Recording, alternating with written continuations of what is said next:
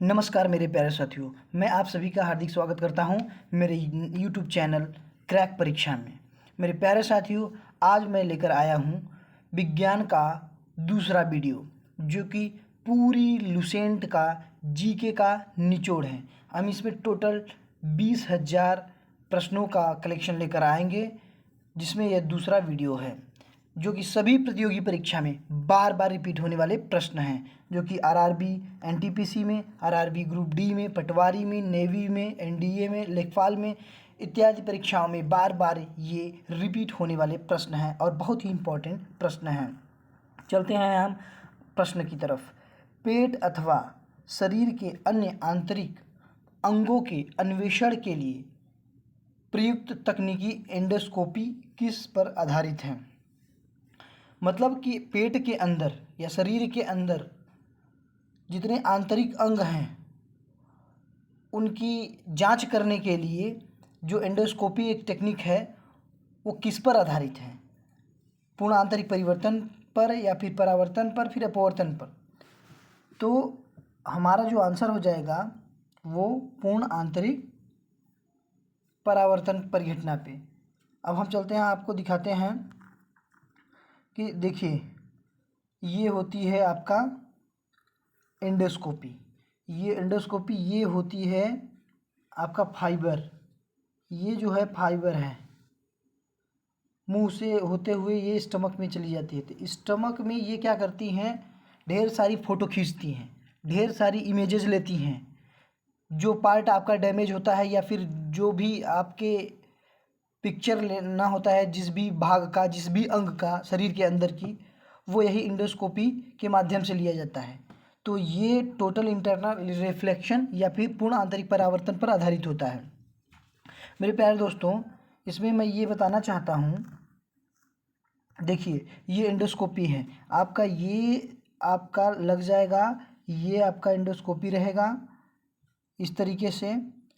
और ये यंत्र इस वीडियो वाले में भी, लैपटॉप में भी लग जाएगा। और फिर यही यंत्र ये आपके मुख से, ग्रसिका से सीधे स्टमक में चला जाएगा और जिस भी भाग का, जैसे ड्यूडेनम है, यहाँ पर ड्यूडेनम की फ़ोटो खींचकर आपको इमेजेस देगा। तो मेरे प्यारे दोस्तों, आप देखिए इसको। और ये जो केबल ही है, ये जो फाइबर है, ये जो पतली सी पाइप है, वो है क्या? एक तरीके से इसमें होता क्या है कि यही चीज़ की हम बात करेंगे इसमें, कि ये है लाइट, और इसमें जब लाइट एंट्री करती है तो इस तरीके से, इस तरीके से, इस तरीके से, इस तरीके से, ऐसे ऐसे ऐसे ऐसे ऐसे। क्यों?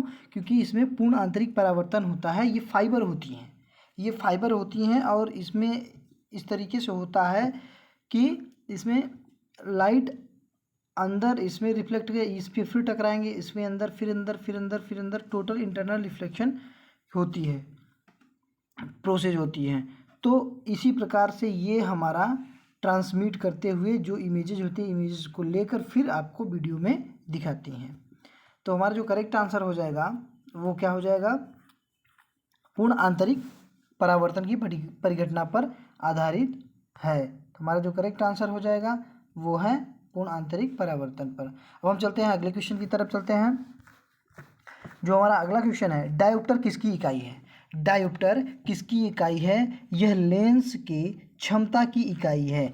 हमारा जो करेक्ट आंसर हो जाएगा वो ऑप्शन नंबर ए, लेंस की क्षमता की इकाई डायोप्टर है। चलते हैं अगले क्वेश्चन की तरफ।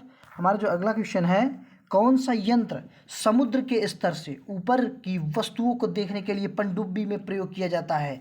इसमें कह रहा है कि पनडुब्बी अंदर है, समुद्र के अंदर, लेकिन ऐसी कौन सी यंत्र का उपयोग किया जाए कि अंदर रहते हुए भी हम समुद्र के स्तर के ऊपर की वस्तुओं को देख सकें? तो हम आपको बताते हैं एक यंत्र के बारे में। ये देखिए, ये आपका पेरिस्कोप है। पेरिस्कोप में होता क्या है कि एक इस तरीके से, इस तरीके से, इस तरीके से। तो अब इसमें क्या होता है, इस कॉर्नर पे, इस कॉर्नर पे ये 45 डिग्री पर क्या होता है, एक प्लेन मिरर होता है, और एक इस कॉर्नर पे 45 डिग्री पे एक प्लेन मिरर होता है। तो जब लाइट आती है यहाँ पे, तो इस प्लेन मिरर से टकरा कर फिर इस प्लेन में टकराकर इसके ही पैरेलल इस पाइप इस इधर की तरफ चली जाती है, यानी हमारी आँखों में। अगर हमारी आँख यहाँ है, हम यहाँ हैं और हमारी ऑब्जेक्ट यहाँ है, तो हम इसको मतलब इस ऑब्जेक्ट को बहुत आसानी से ही देख सकते हैं। तो ये होती है पेरिस्कोप की टेक्निक। तो अब हम इसको जैसे देखते हैं कि ये देखिए, जैसे क्या है कि हमारा ये आपका क्या है, ये लेवल है, सी लेवल ये है। तो ये सी लेवल यहाँ पर है और हमारा जो पनडुब्बी है ये समुद्र के अंदर है। तो समुद्र के अंदर ये आपका देखिए ये लगा है एक टेलीस्कोप, ये है टेलीस्कोप, सॉरी ये है पेरिस्कोप। तो पेरिस्कोप क्या करेगा, ये बाहर की, जैसे कि मान लीजिए यहाँ बाहर कोई जहाज़ आ रहा है तो ये पनडुब्बी अंदर से ही देखकर अटैक कर देगा, ये पनडुब्बी अंदर से ही देखकर अटैक कर देगी। ये पनडुब्बी इसको तो देख लेगा लेकिन ये इसको नहीं देख पाएगा क्योंकि ये समुद्र के अंदर है और ये पेरिस्कोप की सहायता से इस ऑब्जेक्ट को देख लेगा। तो मेरे प्यारे दोस्तों, आपका जो करेक्ट आंसर हो जाएगा कि वस्तुओं को मतलब कि कौन सा यंत्र समुद्र के स्तर से ऊपर की वस्तुओं को देखने के लिए पनडुब्बी में प्रयोग किया जाता है। तो हमारा करेक्ट जो आंसर हो जाएगा periscope, periscope option number C हो जाएगा। अब हम चलते हैं अगले क्वेश्चन की तरफ चलते हैं। तो जो हमारा अगला क्वेश्चन है वो फैराडे के नियम किससे संबंधित हैं। देखिए फैराडे का नियम जो है वो अपघटन से संबंधित है। किससे, अपघटन से संबंधित है। जो हमारा करेक्ट आंसर हो जाएगा अपघटन।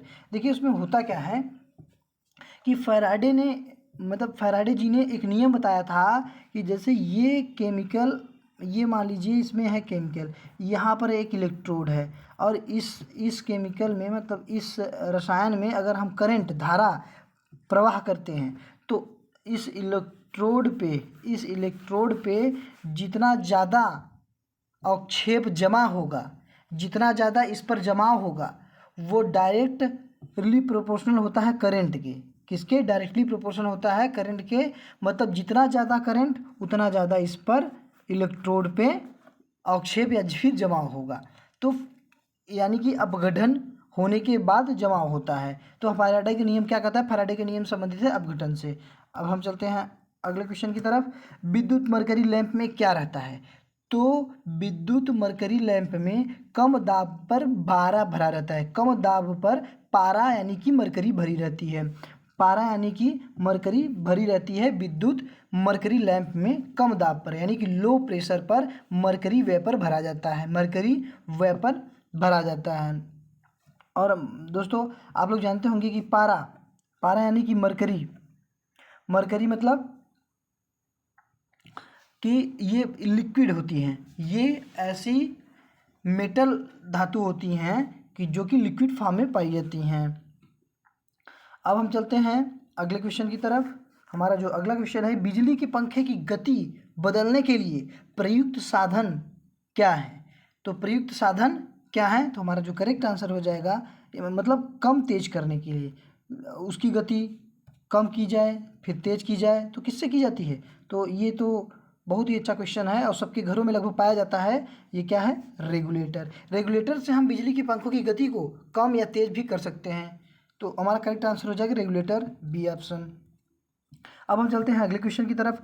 कौन सा उपकरण विद्युत प्रतिरोध को मापता है। विद्युत प्रतिरोध को मापता है। तो इसमें देखिए ये जो अमीटर है ये क्या मापता है, ये करंट को मापता है। किसको मापता है, करंट को मापता है। पोटेंशियोमीटर किसको नापता है, पोटेंशियल को नापता है। किसको नापता है, पोटेंशियल को नापता है। और वोल्ट मीटर किसको नापता है, ये वोल्टेज को नापता है। किसको नापता है, वोल्टेज को नापता है। और ओम मीटर किसको नापता है, ओम मीटर नापता है प्रतिरोध को नापता है, यानी कि रेजिस्टेंस, यानी प्रतिरोध यानी कि रेजिस्टेंस को नापता है। हमारा जो करेक्ट आंसर हो जाएगा वो ऑप्शन नंबर डी, ओम मीटर। प्रतिरोध ओम मीटर नापता है। अब हम चलते हैं अगले क्वेश्चन की तरफ। एमसीबी जो कि लघु पतन मीन्स शॉर्ट सर्किट के मामले में विद्युत की पूर्ति को काट देता है। ये किस प्रभाव पर आधारित है, ये किस प्रभाव पर काम करता है। एमसीबी का मतलब होता है कि मिनी सर्किट ब्रेकर। तो मिनी सर्किट ब्रेकर जो शॉर्ट सर्किट के मामले में, यानी कि जब शॉर्ट सर्किट हो जाता है तो तुरंत विद्युत की पूर्ति काट देता है। कैसे काटता है?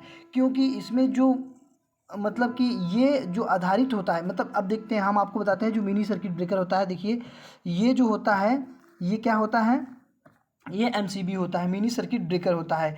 तो इसके अंदर क्या होता है कि एक बहुत पतली यानी कि वायर की, कापर वायर की एक बहुत पतली यानी कि फाइबर लगी होती है। क्या लगी होती है? बहुत ही पतली फाइबर लगी होती है, उसी से कनेक्शन होता है।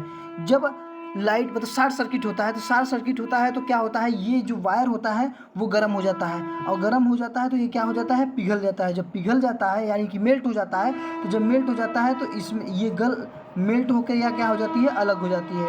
अलग हो जाती है यानी कि ये जो तार है वो टूट जाती है या फिर गल के या फिर ख़त्म हो जाती है, मेल्ट हो जाती है। तो इसका जो सर्किट है वो इनकम्प्लीट हो जाता है। इनकम्प्लीट हो जाता है तो क्या हो जाता है, आपका सर्किट कंप्लीट नहीं होता तो करंट भी नहीं आएगा। तो इसका मतलब क्या होता है कि इलेक्ट्रिसिटी कम कट जाती है।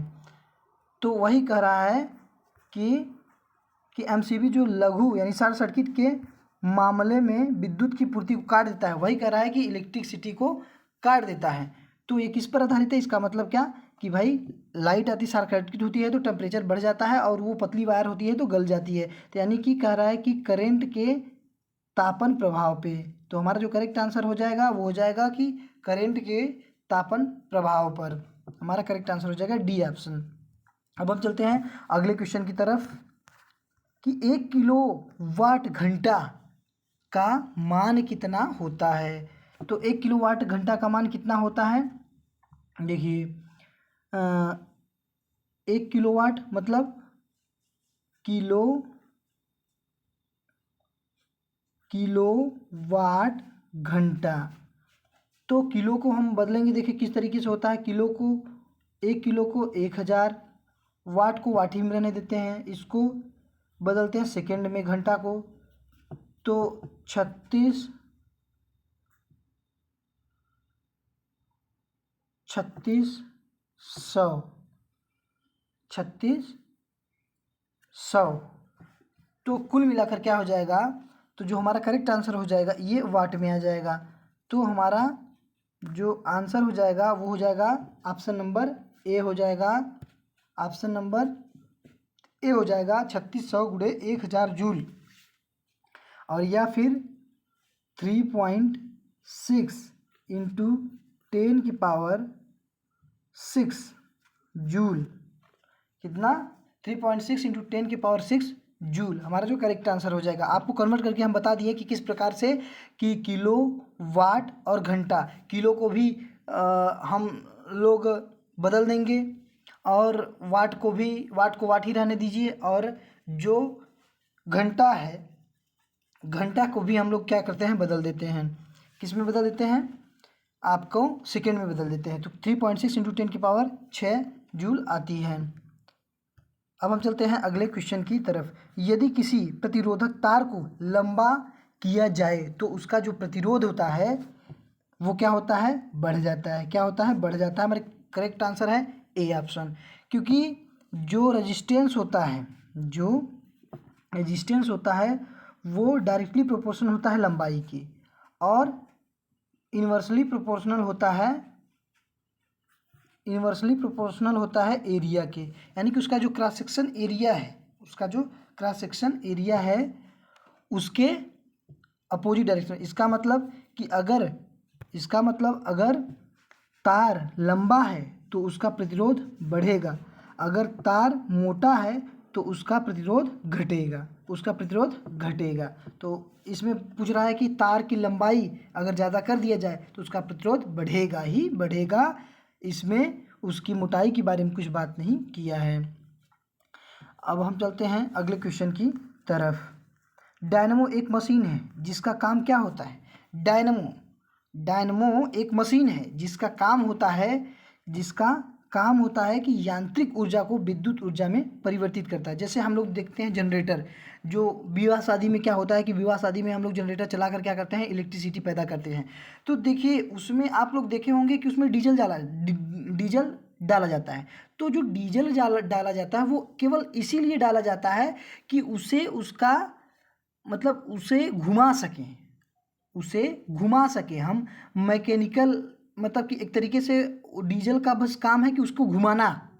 डीजल केवल उसको घुमा रहा है, क्योंकि हम लोग चाहे हाथ से घुमाएंगे तब भी विद्युत ऊर्जा पैदा होगी, लेकिन केवल घुमाने के लिए कि आदमी ना घुमाए इसलिए डीजल डाला जाता है कि घुमा दे उसे। और जब घूमेगा यानी कि वो यांत्रिक ऊर्जा है, जब घूम रहा है तो यांत्रिक ऊर्जा है, और यही यांत्रिक ऊर्जा फिर मतलब कि जब ये घूम जाएगा तो समझ लीजिए यांत्रिक ऊर्जा ही लग रही है, और ये बदल जाएगी किस में, विद्युत ऊर्जा में, तब उसमें से लाइट पैदा हो जाती है, हम लोग लाइट जलाते हैं। तो हमारा जो करेक्ट आंसर हो जाएगा वो ऑप्शन नंबर डी हो जाएगा, यांत्रिक ऊर्जा को विद्युत ऊर्जा में परिवर्तित करना। अब हम चलते हैं अगले क्वेश्चन की तरफ। जलते हुए बल्ब, विद्युत बल्ब के तंतु का जो सामान्यतः ताप होता है वो क्या होता है? हमारा जो करेक्ट आंसर हो जाएगा वो हो जाएगा 3000 से 3500 डिग्री सेल्सियस। 3000 से 3500 डिग्री सेल्सियस हमारा जो विद्युत का तंतु होता है, फिलामेंट जो होता है वो टंगस्टन होता है, उसका जो मेल्टिंग पॉइंट होती है, उसके जो होता है टेम्परेचर, वो कितना होता है?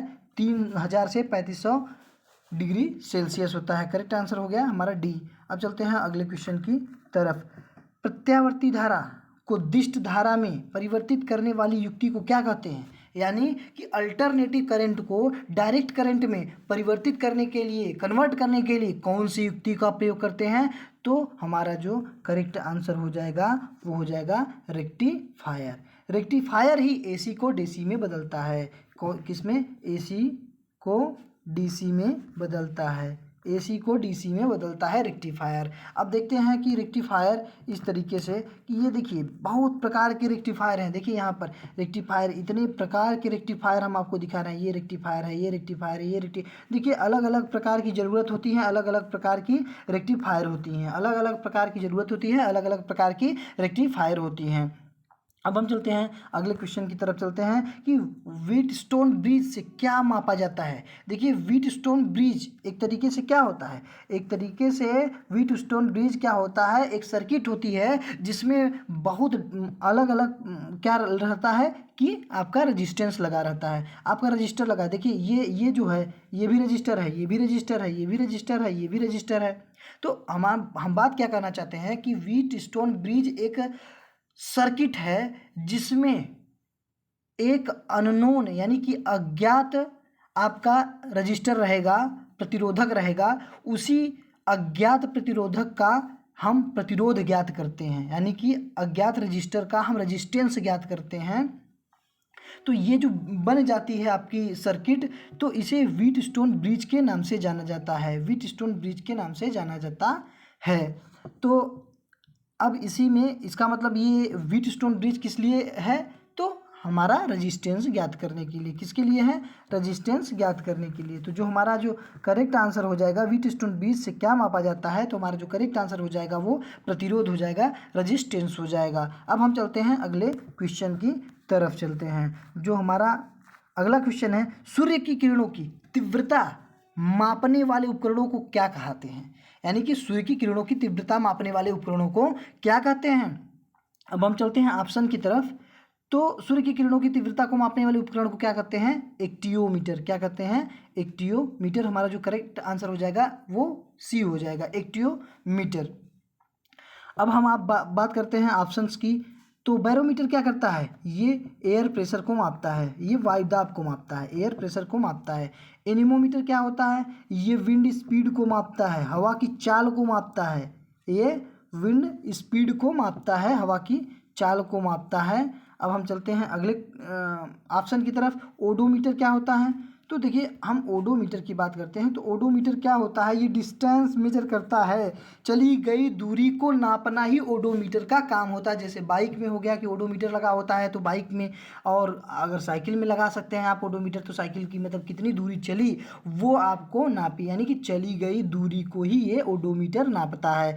तो इसमें क्या था कि इसमें था कि सूर्य की किरणों की तीव्रता को मापने वाले उपकरणों को क्या कहते हैं? तो एक्टियोमीटर कहते हैं। हमारा करेक्ट आंसर हो जाएगा सी। अब हम चलते हैं अगले क्वेश्चन की तरफ चलते हैं। डीजल इंजन का आविष्कार किसने किया? ये बहुत ही इंपॉर्टेंट क्वेश्चन है, ये जो कि परीक्षाओं में बार बार पूछा जाता है, चाहे वो आपका एनटीपीसी हो, चाहे आपका ग्रुप डी हो, चाहे लेखपाल हो, चाहे नेवी हो, चाहे एनडीए हो, इन सभी में ये बहुत ही बार पूछा गया है। 2014 में भी पूछा गया था, 2012 में भी पूछा गया था, 4 में, 5 में भी पूछा गया था। तो ये डीजल इंजन का आविष्कार किसने किया था? तो डीजल इंजन का आविष्कार रुडोल्फ डीजल ने किया था। रुडोल्फ डीजल ने किया था। तो अब हम अगले क्वेश्चन की तरफ चलते हैं। तो हमारा अगला जो क्वेश्चन हो जाएगा कि अल्फ्रेड नोबेल ने किसका आविष्कार किया? अल्फ्रेड नोबेल ने किसका आविष्कार किया? तो ये हमारा करेक्ट जो आंसर हो जाएगा वो हो जाएगा डायनामाइट। अल्फ्रेड नोबेल के इन्हीं के नाम पर नोबेल पुरस्कार मिलता है, इन्हीं के नाम पर नोबेल पुरस्कार मिलता है। अब हम चलते हैं अगले क्वेश्चन की तरफ। पायरोमीटर निम्नलिखित में से क्या नापने के लिए प्रयोग में लाया जाता है? पायरोमीटर, ये जो पायरोमीटर होता है वो हाई टेम्परेचर को मापने में यूज होता है। पायरोमीटर हाई टेम्परेचर को मापने में यूज होता है और ये रेडिएशन मेथड होता है। और जैसे कि हम बात करते हैं, जो हमारा ऑप्शन हो जाएगा उच्च तापमान सी। जैसे कि हम अब दिखाते हैं आपको कि ये देखिए पायरोमीटर है, ये देखिए पायरोमीटर है, ये हमारा पायरोमीटर है। तो ये पायरोमीटर है, ये टेम्परेचर माप रहा है यहाँ पे। इनडायरेक्टली मेथड है ये, कि यानी कि उस ऑब्जेक्ट को बिना टच किए, उस ऑब्जेक्ट को बिना छुए हम उसकी टेम्परेचर माप सकते हैं। यानी कि हम कह सकते हैं कि डिस्टेंट ऑब्जेक्ट के टेम्परेचर को मापने में इसका यूज होता है। डिस्टेंस मतलब दूर की वस्तु की टेम्परेचर को मापने में यूज किया जाता है, जिसकी हाई टेम्परेचर रहती हैं। तो मेरे प्यारे दोस्तों, आपको अगर ये वीडियो अच्छी लगी हो और हमारी मेहनत आप लोगों को अच्छी लगी हो तो प्लीज़ इस वीडियो को पसंद करिए, बहुत ज़्यादा प्यार दीजिए, सहयोग दीजिए इस चैनल को। हमारा जो क्रैक परीक्षा चैनल है उसे बढ़ाइए, अपग्रेड करिए आप लोगों का प्यार और सहयोग से। तो मेरे प्यारे दोस्तों, अगर आपको ये वीडियो अच्छा लगे तो लाइक कीजिए, सब्सक्राइब कीजिए, हाँ बेल आइकन जरूर दबाइएगा, क्योंकि बेल आइकन दबाने से आपको जब मेरा वीडियो यहाँ पर अपलोड होगा तो आपके पास तुरंत इसकी नोटिफिकेशन पहुँचेगी और आप इस वीडियो का फ़ायदा ले पाएंगे। तो मेरे प्यारे दोस्तों, जय हिंद।